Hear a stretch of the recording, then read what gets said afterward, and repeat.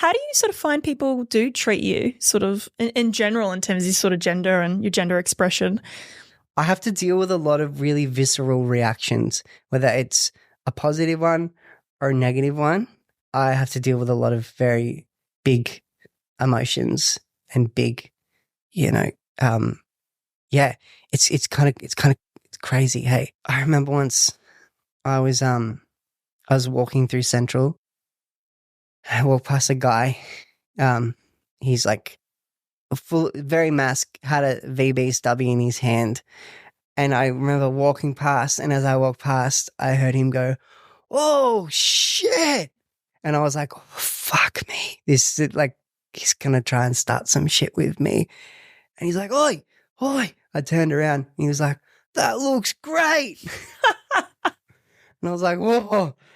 Like I really thought I was lucky. Yeah. But sometimes it's the other way around. People get like where I got the title of my show, "Are You a Boy or a Girl?" was after a music festival. I assume some guys saw me with my friend who was asking. There was people. It was after a music festival. There were people set up selling sausage sangers. My friend was hungry because she's always eating. And she was asking him, like probing him what sausage sandwiches they had. I was just standing next to her. And then before I knew it, is a massive dude standing over me and he's interrogating me about whether I'm a boy or a girl. And I was just like, why do you care? Yeah, I'm going to, like, how do you sort of respond to those? Because, I mean, I can resonate with what you're saying. Like, it does. I mean, and being gender non-conforming, like, I believe I'm a woman because I'm female. I believe it's my biological sex that makes me a woman, but I still sort of deviate in that sort of gender non-conforming sort of way. So it's all about like how people treat you and stuff. But how do you sort of respond? In that moment, I said to him, I said, "Why is this important to you? Like, why do you care? What does it matter?" How's that working out for you? Yeah, well, he didn't like that. He didn't like the answer. He didn't like the answer. But that's how I respond. Like, why are you? Why does this? How does this affect you? Always the answer is it doesn't, because it doesn't. Yeah. It's not. I'm not hurting unless I'm actually like physically hurting someone. Even then, I don't think it's really relevant. Yeah, it's because it doesn't. It's just they are just clothes. I'm just wearing clothes that are traditionally assigned to female bodies, because I don't fit what a female body is supposed to look like. Just wrecks people in the head. But you're also not, you're not adhering to that sort of male gender, the stereotypical either. Yeah. Yeah, that's so interesting. I suppose I'm more interested in how, how do you see people kind of getting on in society with these sort of, because it's a very big culture war topic. Yeah. Right? And there's so much hatred, and especially coming from like conservative right-wing people, and then there's conversations that like left-wing feminists have about like bathroom usage and stuff. But I'm just interested, like, is there a way to sort of get on with each other while having these different conceptions of what being a woman is, what gender is? Do you know what I mean? Like, yes. How do you sort of see people?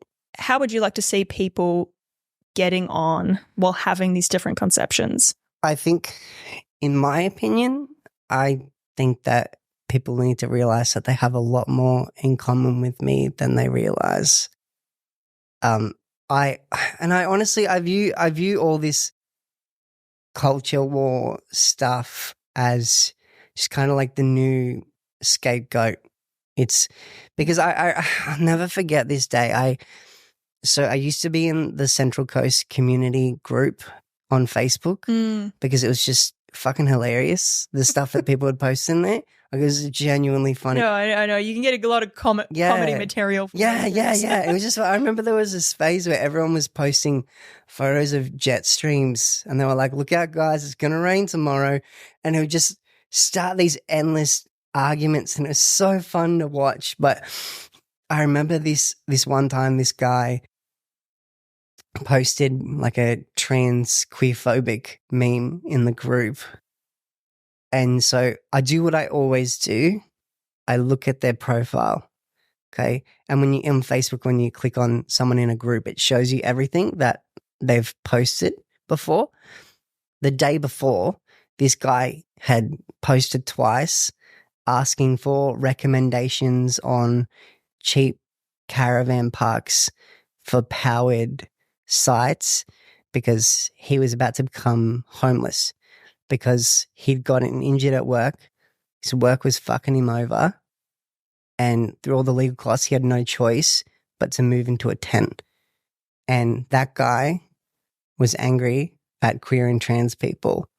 So the way I view this all, because really, like me wearing a dress, it's a non-issue. It's just clothes. It does not affect people negatively. It does not destroy the world. It is, in my opinion, it is just the new distraction from wealth inequality, because I have more in common with that guy than we realize. That's my opinion. And I think even if you see in like the UK election right now, the current UK Prime Minister is really, really revving up the anti-trans rhetoric because that's how he's going to get elected, by creating this boogeyman that he can make people afraid of and provide a solution to. Because he's going hard on trans people, because it makes them forget that he's very much for the 1%, and he's very much contributing to making poor people poorer. So how do you as a politician like that get those poor people that you're making poorer, pushing further into poverty, to vote for you? Bring up some culture war topics. Bring out some culture war to distract them from the fact that they're starving. That's a really interesting point. That's how I view it. That's how I view it. So I'm never too upset when I have to deal with visceral reactions, because I understand it's cultural and it's bigger than them. It's bigger than me.